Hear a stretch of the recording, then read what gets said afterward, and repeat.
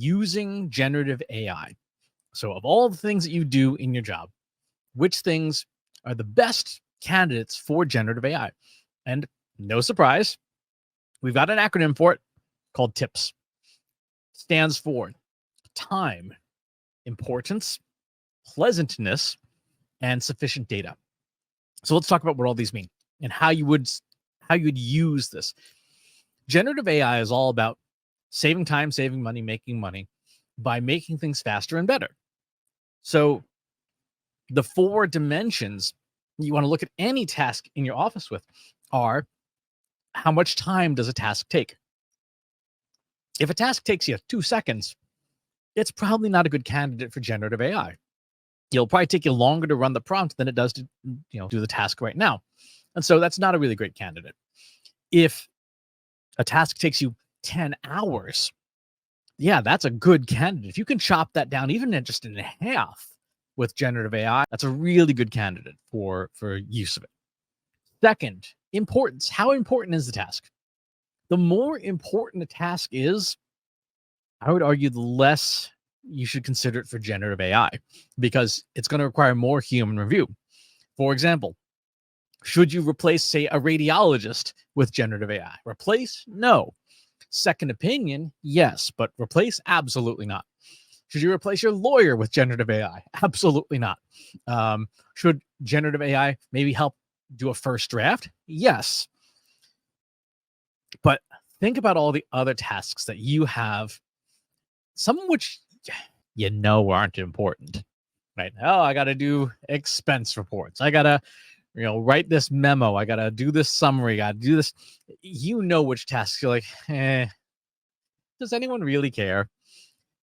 The less important a task is, the better a candidate is for generative AI. Just hand that stuff off. Get rid of it. Third, pleasantness. How pleasant is the task? How enjoyable is the task?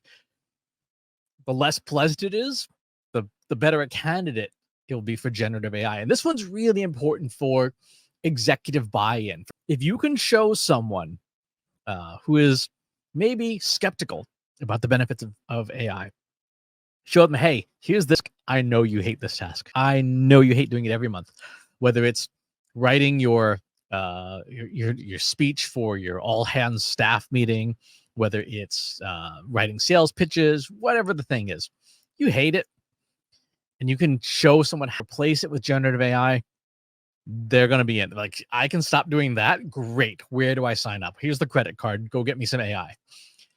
So the less pleasant a task is, the better a candidate is for generative AI. And fourth is sufficient data. How much data do you have to do a task? The more data you have, the better the candidate is for that task to be done by generative AI.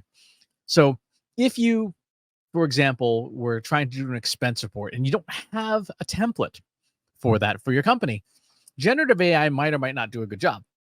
It might or might not be sufficient. But if you have a template and the last 5 expense reports that you submitted, you've got sufficient data to hand to a model and say, hey, here's this month's receipts. Go and do the thing and make it look like these other examples. The more examples you have of any task, the better a candidate is for generative AI, because you're going to be able to hand that to a machine and say, here you go, do the thing and make it look like this. This is one of the reasons why I use generative AI so much for things like clients. We tell them this is generated by AI, and there's even a little label on it.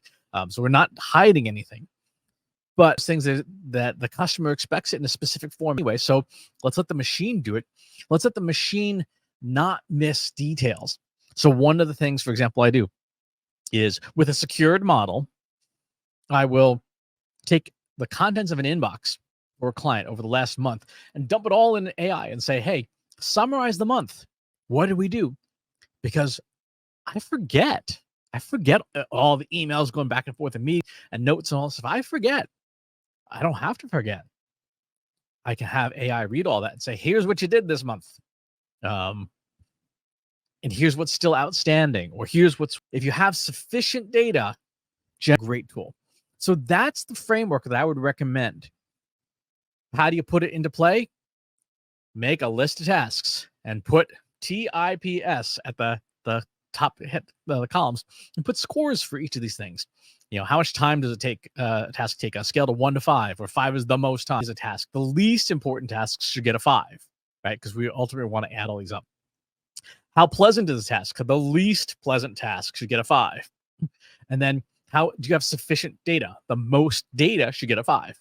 And the least data has a 1. And then just add these all up.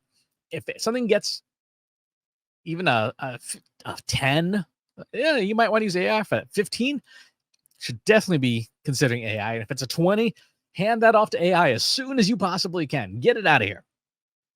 That's the very straightforward framework for identifying which tasks, no matter what department you're in, HR, finance, marketing, you name it, do this. Use the tips framework to decide what tasks to hand off to AI, and then work with a competent engineer to build a solution for that. So that's going to do it for today's episode. Thanks for tuning in. We'll talk to you next time.